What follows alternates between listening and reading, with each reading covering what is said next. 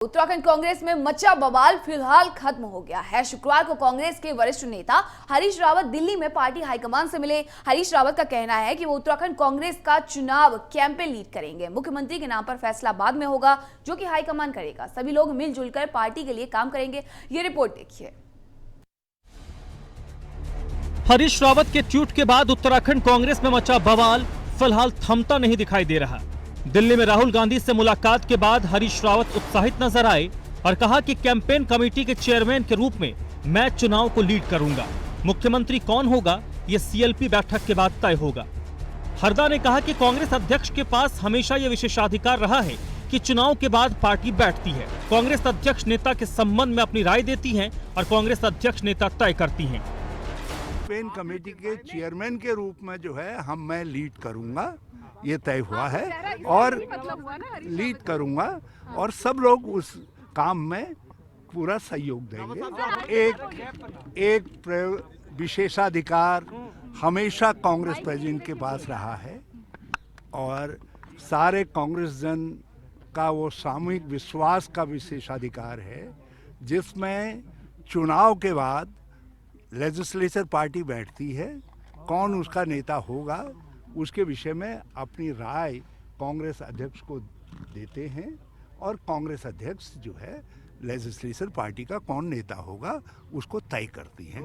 देखिए, पहले तो ये क्लियर हो गया कि हम चुनाव में हरीश रावत जी के नेतृत्व में, जो चूंकि वो कैंपेन कमेटी के चेयरमैन हैं और उनके नेतृत्व में हम इलेक्शन में जा रहे हैं, ये बहुत क्लियर हो गया। सभी से ये उम्मीद की कांग्रेस हाईकमान ने कि सभी उनका सहयोग करें। हम सब उस सहयोग के लिए सब लोग तैयार हैं, बड़ी खुशी मन से सब लोग तैयार हैं। और मुझे कांग्रेस अध्यक्ष के रूप में मुझसे ये उम्मीद की गई है कि उन्हें इस कैंपेन को फ्री हैंड करने के लिए जो एटमॉस्फेयर चाहिए वो एटमॉस्फेयर उन्हें दिया जाए और लोकल स्तर पर जो उन्होंने दिक्कतें महसूस की, उन दिक्कतों को दूर करने के लिए मैं कृत संकल्प हूँ। मैं उन दिक्कतों को दूर करूँगा। देखिए, मैं तो कांग्रेस का एक बहुत छोटा सा कार्यकर्ता हूँ और उत्तराखंड राज्य के अंदर जो हमारा राष्ट्रीय नेतृत्व है उन्होंने अभी तक कहा है कि हम सामूहिक नेतृत्व में चुनाव लड़ेंगे। तो स्वाभाविक बात है, सोनिया जी, राहुल जी के नेतृत्व में हम चुनाव लड़ने का काम करेंगे और जो हम राज्य के अंदर हैं, हमको अलग अलग जिम्मेदारियां दी हैं, उसका हम निर्वहन करने का काम करेंगे। आदरणीय राहुल गांधी जी ने और सबसे बातचीत करके ये डिसाइड किया है कि जो चुनाव कैंपेन कमेटी के चेयरमैन हैं, चुनाव अभियान समिति के जो अध्यक्ष हैं, माननीय हरीश रावत जी के नेतृत्व में चुनाव को हम आगे बढ़ाएं, चुनाव प्रचार को आगे बढ़ाएंगे और सब लोग जो वरिष्ठ नेता हैं, कांग्रेस के कार्यकर्ता हैं, वो उनको सहयोग करेंगे। ये स्पष्ट हो चुका है। उत्तराखंड कांग्रेस में मचे घमासान पर के नेता चुटकी ले रहे हैं कि कांग्रेस में सूत न कपास, जुलाहों में लट्ठम लट्ठा वाली स्थिति है। बीजेपी उसका आनंद ले रही है। बीजेपी को क्या करना है? अधजल गगरी छलकत जाए, पास में कुछ है नहीं, सूत न कपास, जुलाहों में लट्ठम लट्ठा। सरकार आनी नहीं है उनकी, लेकिन मुख्यमंत्री बनने को लेकर के मार पिटाई हो रही है। जनता अब इस बात को समझ ले कि कैसे लोगों को सामने लाना है, कैसी पार्टी को जिताना है।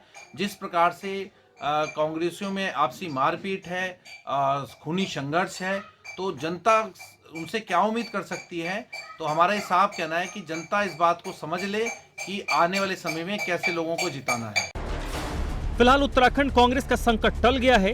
कांग्रेस नेताओं की आलाकमान से मुलाकात के बाद यह तय हो गया है कि कांग्रेस उत्तराखंड में हरीश रावत के नेतृत्व में चुनाव लड़ेगी। हालांकि मुख्यमंत्री पद पर चुनाव नतीजे के बाद फैसला होगा। Bureau report, news 1 India.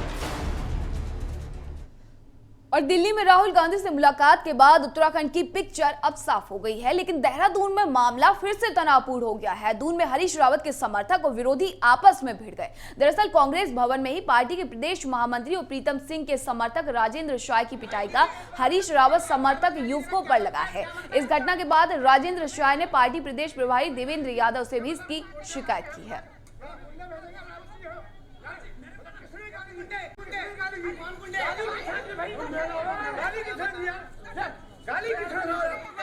Jasvir Rawat और राजीव जैन यहाँ कांग्रेस भवन में आए और उन्होंने कहा कि कह रहे यहाँ कोई झगड़ा हुआ है क्या? तो महेंद्र पाल सिंह जी जो हमारे पूर्व सांसद हैं नैनीताल से, वो भी यार हम बैठे चाय पी रहे थे कमरे में, उन्होंने खुद ही कहा, कह रहा नहीं यहाँ तो कुछ भी नहीं हुआ, इस तरह की कोई बात नहीं हुई है।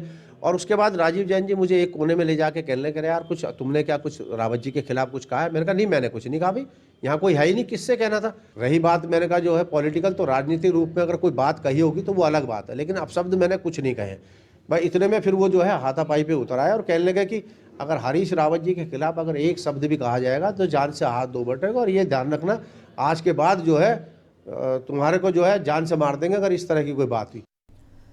और रामनगर में कर्नल अजय कोठियाल ने जनसभा की। गर्जिया मां के क्षेत्र पहुंचने पर मां भगवती का आभार भी जताया है। सरकारी स्कूल में पहुंचकर उन्होंने कहा, मुझे बहुत दुख हुआ, शिक्षा मंत्री की विधानसभा में शिक्षा का इतना बुरा हाल है, मुझे एहसास है कि मैं राजनीति में क्यों आया हूं। साथ ही कर्नल अजय कोठियाल ने केदारनाथ आपदा समेत कई आपदाओं को बहादुरी से रेस्क्यू किया। ऐसा कहा, सरकार में रहे बिना हमने बहुत सारे काम किए हैं, सत्ता में आने के बाद और अच्छे काम करेंगे। बीजेपी कांग्रेस ने उत्तराखंड की जनता से धोखा किया है, दोनों सरकारों ने अपना विकास किया, जनता का नहीं। जिसने यहाँ पे शिक्षा के जो संसाधन थे सारे तोड़ के रख दिए इनके साथ में, क्या ये अच्छी पार्टी है? वो पार्टी जिसने यहाँ पे स्वास्थ्य की जो सुविधाएं सरकार को जनता को दे दी है वो खत्म करके रख दी, इसको बोलेंगे अच्छी पार्टी की परिभाषा। वो पार्टी जो और जगह बिजली पानी मुफ्त मिलती है, लेकिन यहाँ पे उत्तराखंड की जो परिसंपत्तियां हैं जो यूपी को भेज देती है और बोलती है कि हमने 14 ठीक कर दिया है, क्या ये अच्छी पार्टी है? वो पार्टी जिसके यहाँ पे भ्रष्टाचार बढ़ता जा रहा है, क्या अच्छी पार्टी इसको बोलेंगे? वो पार्टी जो भू कानून लागू ही नहीं करना चाहती और बार बार को लाकर के यहाँ पे बिठाना चाहती है, ऐसी डेफिनेशन परिभाषा क्या अच्छी पार्टी की हो सकती है? जिसने और हल्द्वानी में आम आदमी पार्टी के मातृ शक्ति संवाद में दिल्ली के एमएलए आतिशी ने सशक्त महिला समृद्ध उत्तराखंड के तहत महिलाओं के साथ संवाद किया। उन्होंने दिल्ली में अरविंद केजरीवाल की सरकार में महिलाओं के सशक्तिकरण को लेकर किए जा रहे कार्यों के विस्तार से चर्चा की। तो वहीं आतिशी का कहना है कि उत्तराखंड में केंद्र से 55,000 करोड़ के बजट में मात्र 20% सरकार विकास कार्यों में खर्च कर पा रही है, जबकि अधिकांश खर्चा सरकारी महकमे के भ्रष्टाचार कार्यों पर किया जा रहा है। आज जो ये हल्द्वानी में हमारा मातृशक्ति संवाद हुआ है, जो हॉल में ऐसी सैकड़ों महिलाएं बैठी हुई थी, आप उनके चेहरे का तेज देखिए, उनकी बात सुनिए। आज ऐसा लग रहा है कि हल्द्वानी की भी और उत्तराखंड की भी महिलाओं ने अपना मन बना लिया है कि उनके पति चाहे किसको भी वोट दें, वो चाहे कांग्रेस को वोट दें चाहे बीजेपी को वोट दें, उत्तराखंड की महिलाएं तो इस बार अरविंद केजरीवाल को वोट देने वाली हैं, आम आदमी पार्टी को। देखिए ऑलरेडी 55,000 करोड़ का बजट है उत्तराखंड का, और आप ये जानते हैं कि कितना करप्शन होता है। मुझे तो अभी किसी में कोई कह रहा था कि करप्शन आप 20% नहीं, यहाँ पे तो 80% करप्शन होता है। 20% तो वो है जो जमीन पर पहुँचता है। आज दिल्ली विधायक वंदना कुमारी का कानपुर और ऋषिकेश दौरा रहा है। सशक्त महिला समृद्ध उत्तराखंड के लिए रजिस्ट्रेशन किया। आपकी महिलाओं को चौथी गारंटी के सैकड़ों रजिस्ट्रेशन हुए। उन्होंने कहा, आम आदमी पार्टी महिलाओं को सम्मान करती है। हमने दिल्ली में महिलाओं के लिए बस यात्रा भी मुफ्त की।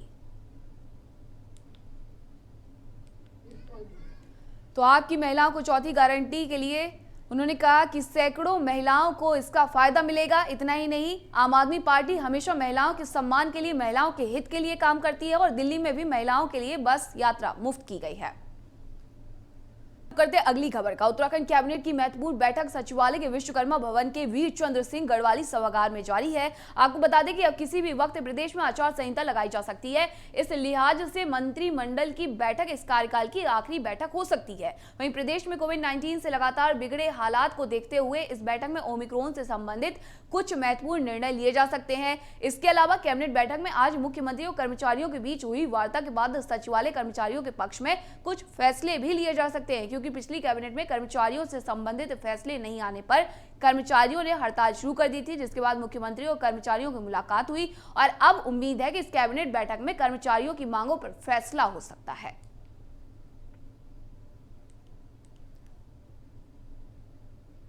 और इस बुलेटिन में मेरे साथ इतना ही। देखते रहिए न्यूज़ 1 इंडिया। नमस्कार।